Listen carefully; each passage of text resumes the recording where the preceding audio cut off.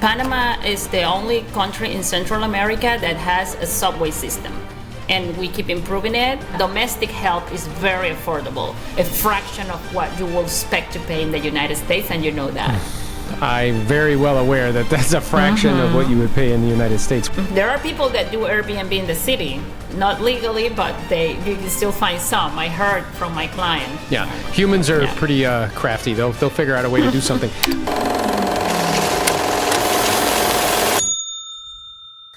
Welcome back, Novello Nation, to another episode of the Aaron Novello podcast. We have with us one of the absolute rockstar agents in Panama. She's not only a broker, she's an agent, she's an attorney, and she really is all things real estate in Panama. And I'm so excited to have her with us today. Her name is Berliza Arosemena. Hopefully I pronounced that correctly. And I sincerely appreciate you taking the time because I know your time is really valuable.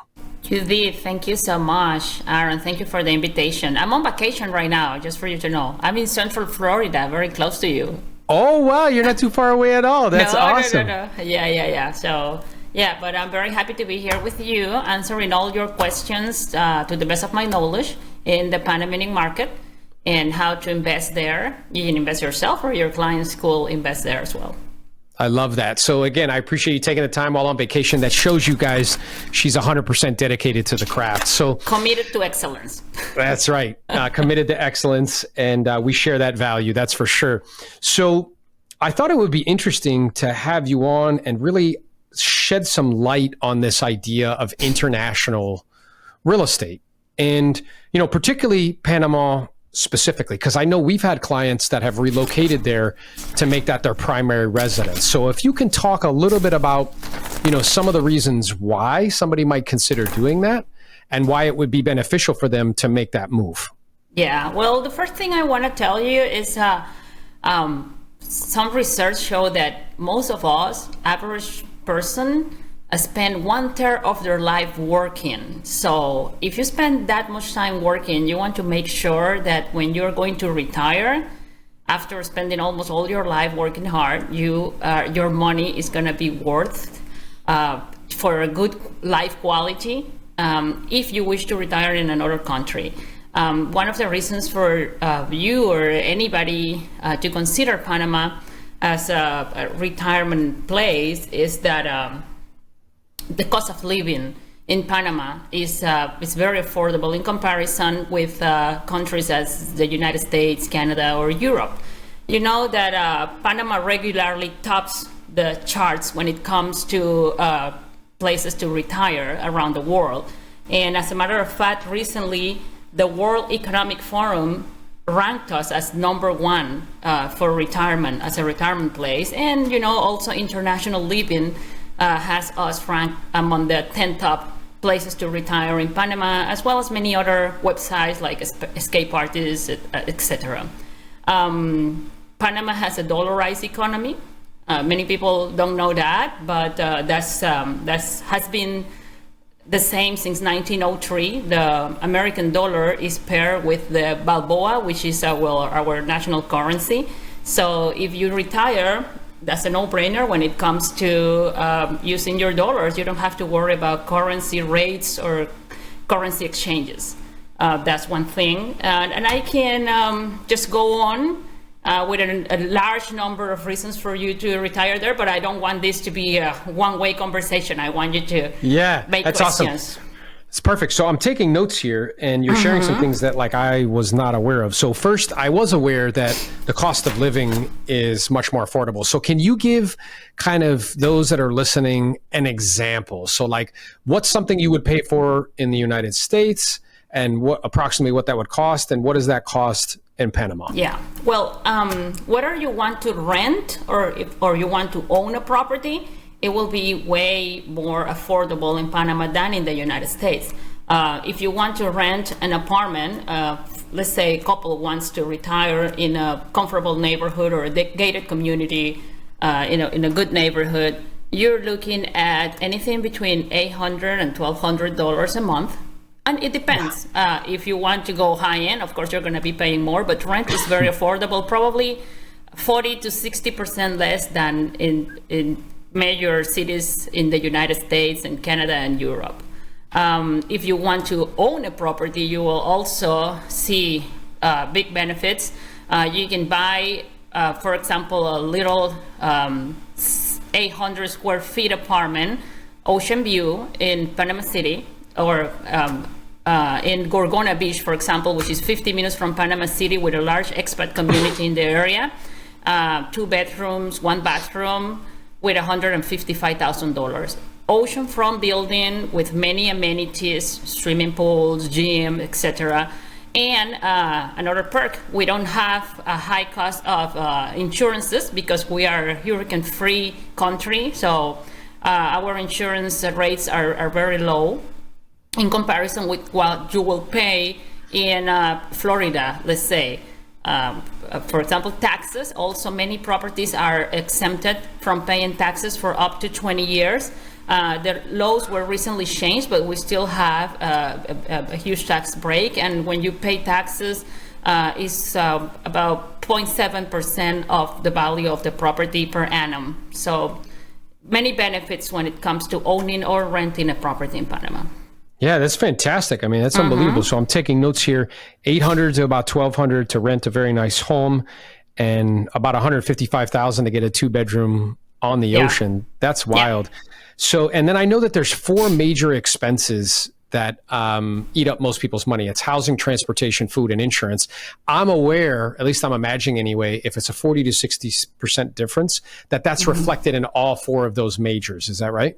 Yeah, it does. And also when it comes to transportation, Panama is the only country in Central America that has a subway system. And we keep improving it. And we're actually adding another line that goes toward the west of Panama. But right now, Panama is connected. The city of Panama is all connected to the suburbs through the metro of Panama, which is our subway system. Oh, that's awesome. It works perfectly. Yeah, that's terrific. We also have excellent healthcare. Technologically advanced healthcare, world-class medical facilities in the private hospitals. And many English-speaking doctors, I'll say 80 to 90% of our doctors speak English as they do part of their training abroad. That's wonderful. So it really sounds like the quality of life will definitely be something that people are accustomed to, in other areas. Now, exactly. For those people that are considering it, I'm aware that it can seem like, I don't know, like a little scary, to maybe buy something in a different country. So what would you say for those that are listening who may be considering that or have clients that are considering that you would say, hey, if I was going to give you a checklist of things to kind of think about before you decide to do this, because you're the expert here, what would you say that checklist should include? The checklist should include definitely where geographically you will want to be. If you're a city person, mountain person, or beach person, you'll have to check those 3 different places. Because, if you come from a small town in your country of origin, you're most likely not going to get used to live in Panama City with the traffic. I mean, it's like any other big city, traffic and fast-paced. So that's one of the things you have to check. Then you have to make sure that you don't lose part of your income by moving to another country, that you're able to open a bank account in Panama and get a good attorney to walk you through the maze of either buying or renting real estate abroad, especially if you don't speak the language. Most of my clients don't speak Spanish, and if you are intending to start every conversation with no hablo español, that's not a good idea. Because in the business environment, most of us speak English to the level I do. But in your day-to-day life, you're probably not going to encounter many people that can speak to you perfectly in English. They may get by, but if you need to have advice on health or legal or financing, you have to find the right team to help you with that. In my office, I only hire people that can speak English at least to an intermediate level. So they can communicate with our clients. Like if I'm not there right now, they can communicate with the rest of the staff or the sales agent or the other attorneys. So it's very important that you find someone that can help you in your own language. Yeah. There. Mm-hmm. That makes total sense to me. The main things you have to check. Good. So I'm taking notes. So one is figure out geographically where you want to be, because just like anywhere else, there's differences: city, metro, beach. The second is make sure you can open a bank account. Now, you mentioned something about making sure you don't lose money. Tell me what you meant by that. Yeah, there are some clients that when they move out of their country, depends on the country and their retirement, they have some restrictions or difficulties to have their money transferred to their new country of residency. So that's very important that you figure that out before you decide to move, or that you're not going to lose your medical coverage back home and other things like that. Many of my clients don't fully retire in Panama. Some of them are snowbirds because they live in countries or states that are very cold and they just want to go away for 6 months out of the year. So it's important that if you're going to do that, you figure out whether you're going to have a property management taking care of the property while you are away, and if you want to rent it or do Airbnb to help you with some of the maintenance or other expenses for the property while you are away. So that's another thing to take into account. Yeah. And if you have health issues, you want to make sure that you can either get private insurance, private medical insurance in Panama, or that some of your back home insurance can be used in Panama, or you can have like an aerial ambulance or something to take you back in case you need medical surgery or attention, an emergency. Yeah, that's awesome. So this is great. So being really clear on what's going on with the money to make sure you're not going to lose anything. You also mentioned, in addition to that, like medical coverage, make sure all of that's in order. Yeah. Now, I'm wondering, because you mentioned an attorney and you happen to be both. Yeah. Which is very rare. I'm imagining that an agent's also an attorney. Can you talk a little bit about, like, I understand the language thing is important, but why is it so important? Because it depends. In the United States, like in my state in Florida, we're a title state, so attorneys aren't always involved in transactions. Why is it so important, if you're going to be buying internationally, to have an attorney, whether it's your agent, if you get like you, where they're both, or in the office, they have an attorney to assist you? Why is that so critical? Yeah. Well, as I said before, it's important that you get somebody to advise you in your own language. You don't know how it works in another country, especially if you don't speak Spanish. Panama is also a country where you can buy title property.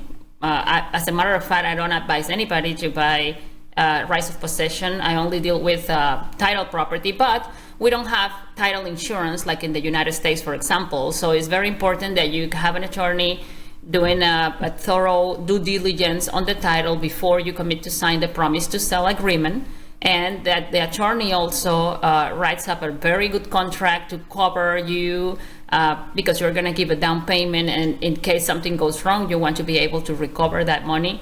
So that's mainly why you need that. And also because Panama has a huge range of residency programs that can apply to your status and help you gain permanent residency and later on citizenship if you want to become a Panamanian citizen. Many people would like to become citizens in order to stop paying taxes back home.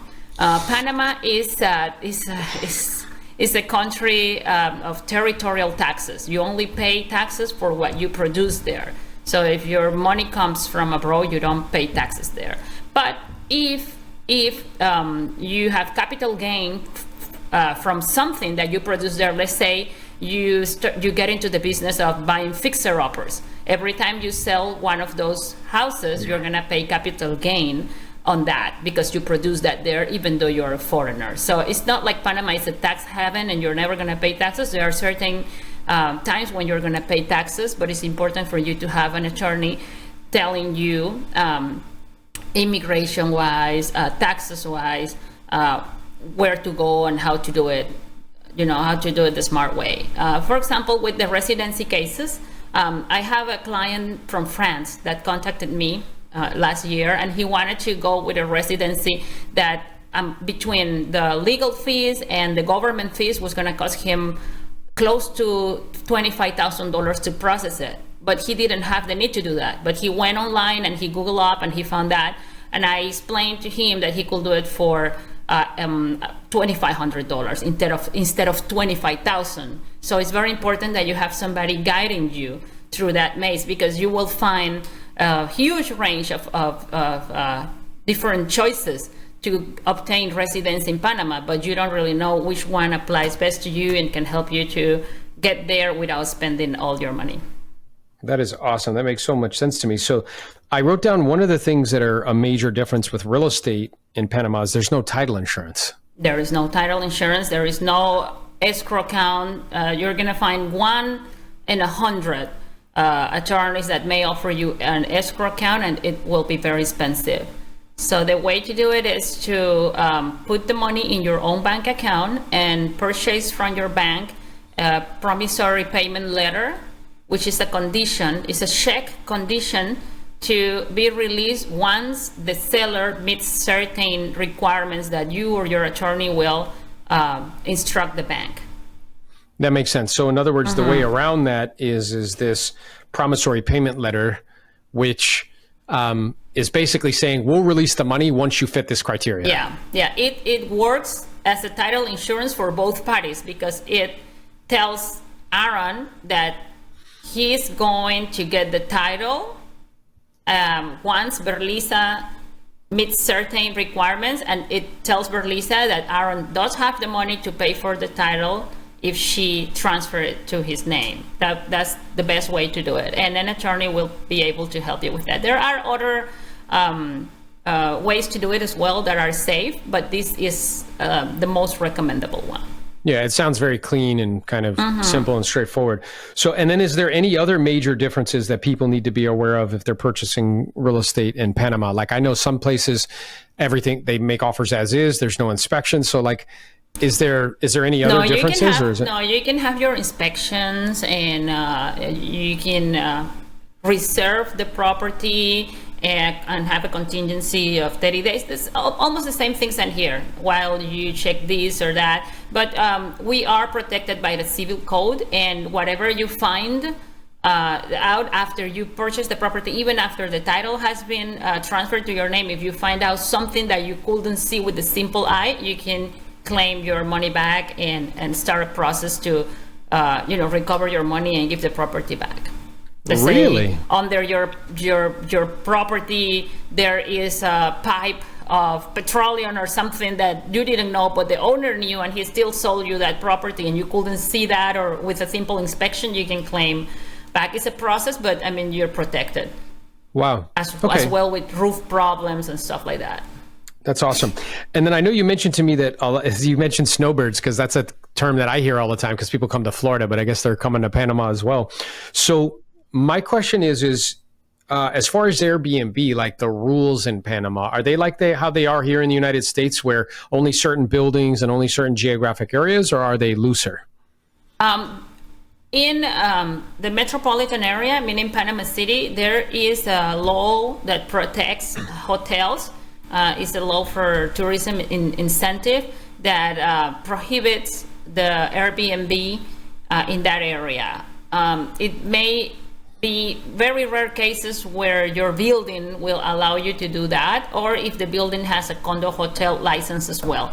But in the beaches area, is open. You can have your Airbnb investments, no problem.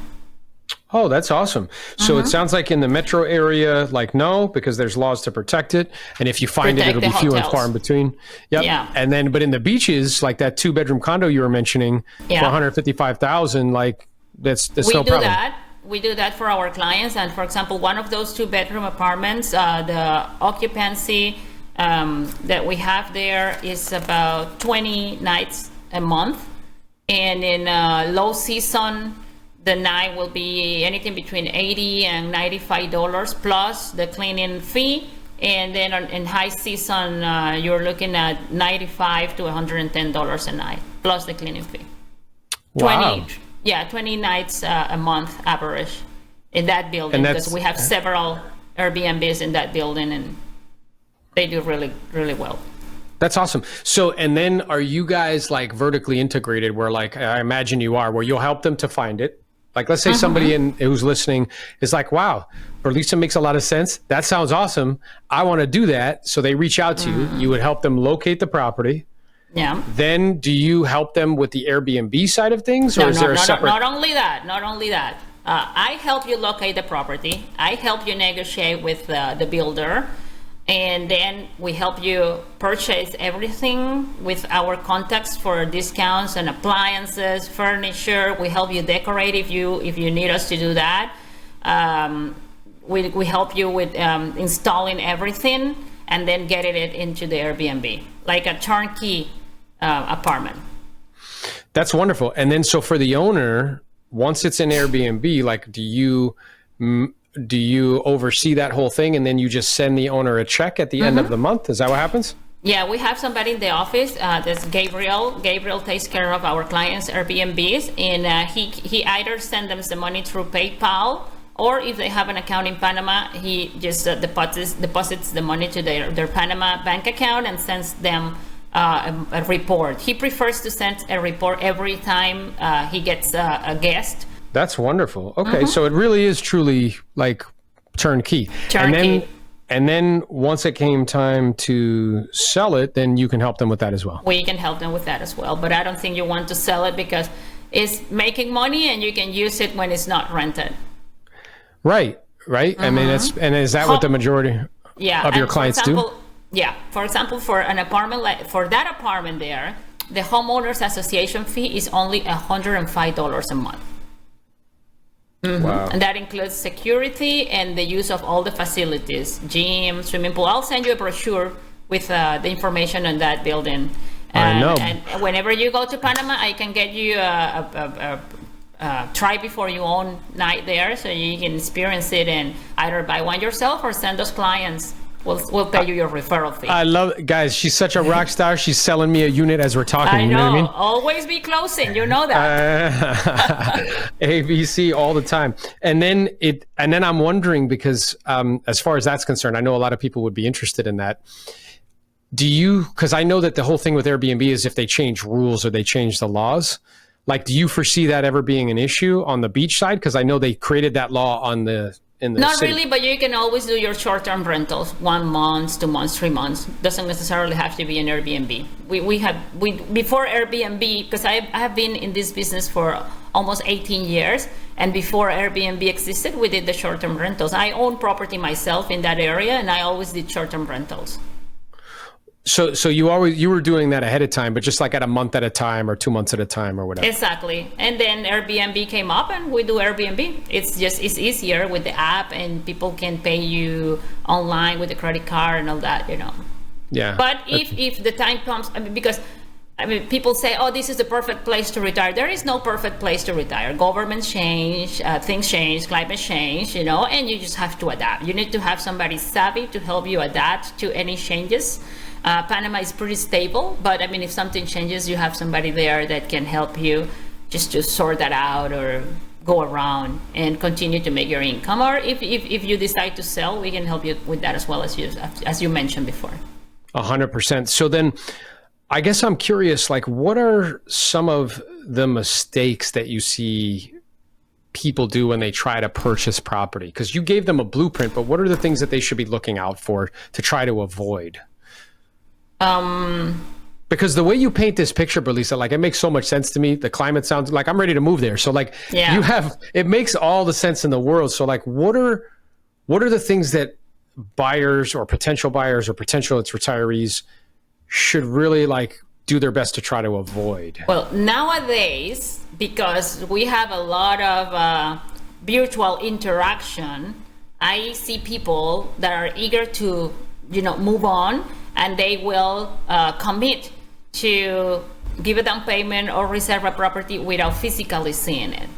I never sell anything that I haven't physically seen, so I don't advise anybody to put a down payment or reserve a property that they have not physically seen or experienced. You have to go walk through, the property, see the area, check if you like the neighborhood, talk to expats if you can around there about, healthcare, security, and other things. Weather, if you want. I have clients that have moved to the beach and they don't like it because it's way too hot for them, and then they have to move to other areas. We have several areas there that you can check before you commit to move.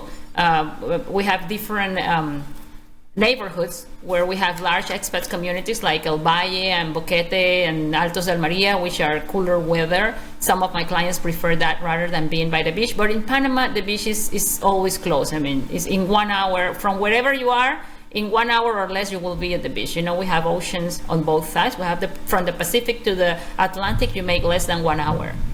That's why we have the Panama Canal, because we're such a narrow country that you can go from one ocean to the other in no time. So it's very important that you check whether you like the weather, the community, if you feel safe in that area, if there are all the services that you need in the area. Some people retire young and they still have kids in school age. You want to make sure that there are schools for your kids, recreation, everything that you like and enjoy. Because when you retire, you're looking for quality of life. You want to be happy after you work 1/3 of your life, as I said at the beginning of the podcast. Yeah, that's awesome. So it sounds like people should take a reconnaissance trip, or maybe more than one trip. I think in one trip you will figure it out. You need to go and having in mind what's your end goal. You will need to map it out. And for people to look into relocate to another country, the plan will need to be well thought out. And I think in one trip, if you are at least 1 week there, you should be able to do that. And of course, looking in advance for a good advisor, whether it is a real estate agent, an attorney, or an interpreter to help you, recognize all the areas. Many times, if you approach a realtor or a real estate agent, they will connect you with the other professionals that you need. I see. Yeah. So, and then I'm wondering, because you mentioned this idea of like a trial where people can test stuff out, and I'm imagining that's part of their trip. So can you talk a little bit more about that? Because you strike me to be someone who's very organized and planned, and you probably have like those trips mapped out for people.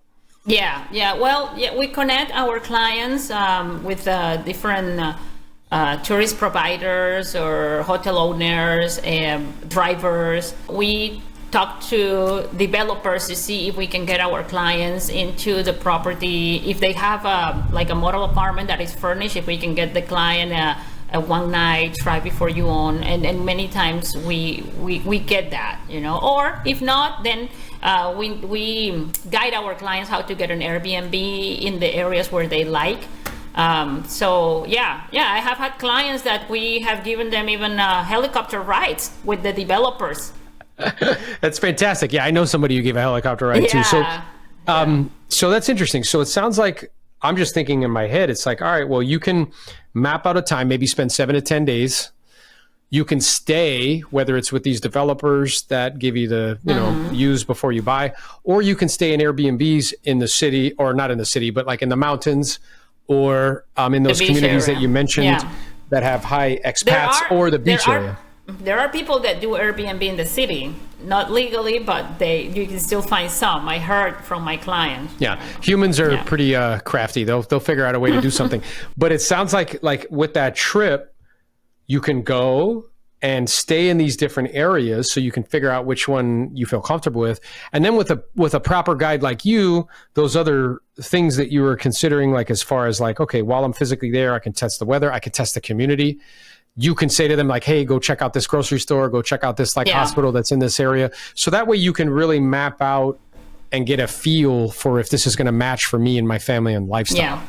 We actually give them, depending on the area where they stay, like a booklet with different restaurants, how to access the beaches, the different facilities you have around in that neighborhood, like movie theaters, shopping centers, banking, healthcare, etc. So they can have an idea of what they will get in that area. That's awesome. It's So, cool. I mean, in a way, like you're not only do they get with you the kind of expertise of real estate and attorney, but you're also like an ambassador of Panama. It's just like, hey, this is an awesome place to be, and here's all the reasons why we like to live here. Exactly. Yeah, and as I always tell my clients, I don't let go of their hands until I feel they're settled. Like when you take your kid to kindergarten, you stay there until they stop crying. That's what we do with our clients. And I'm imagining like as they are going, because it's, I mean, it is a little scary, right? Because it's like you're in a different place. You may not speak the language. So I'm imagining that it does require a lot of hand holding, no? Yeah, for a long time. Yeah, many of my clients, they don't learn the language for many years, and they continue to call you. Even if they are grocery shopping and they need help, they'll call me or somebody from my office. And we're always glad to help them. Yeah, we're always glad to assist. We're a full one-stop shop. Whatever you need help with, we'll help you with. That's correct. Yeah, another thing awesome. I didn't mention is that domestic help is very affordable, especially for my elderly clients. They are so happy to get that. You can have a full-time caretaker or maid for as little as $500 a month. Really? If you want to go on a daily basis, you will be paying anything between $15 and $30 a day, depending on what you want the person to help you with, which is a fraction of what you will expect to pay in the United States, and you know that. I'm very well aware that that's a fraction of what you would pay in the United States. Wow. So that domestic help at $500 a month, are they cooking? Are they also? Yeah, they cook, they clean, do your laundry, Berliza, why is everybody not moving to Panama? Like, I don't understand. There are a lot of people moving to Panama. That's why I'm here, to help you bring more people and maybe get you a property so you can later on retire there as well. Exactly, man. It sounds fantastic. It really does sound wonderful. So I come to your country for vacation, but I like to live in my country. That's great. Well, listen, I think people are going to get tremendous value from our time together. I think you've given them like a really good blueprint of what to look for, what to kind of avoid, how to prep themselves, for making this move. So if there's anybody out there who's like seriously considering this, they've watched this and they're had the same experience I did, where like, wow, that sounds fantastic. I want to know more about it. How can they find you? They can find me through you, so we can have our referral agreement signed, or they can contact me directly and mention that they saw me in this podcast. My Instagram is Berliza Panama Real Estate, and my webpage is www.berlizapanamarrealestate.com. Yep. And she definitely is Panama Real Estate. You are 100% in terrific hands. So if you have a need in that area, be sure to give her a call. Again, Berliza, I sincerely appreciate you taking the time. I know your time is valuable, and I look forward to connecting soon. Thank you so much. Bye. Take care, guys.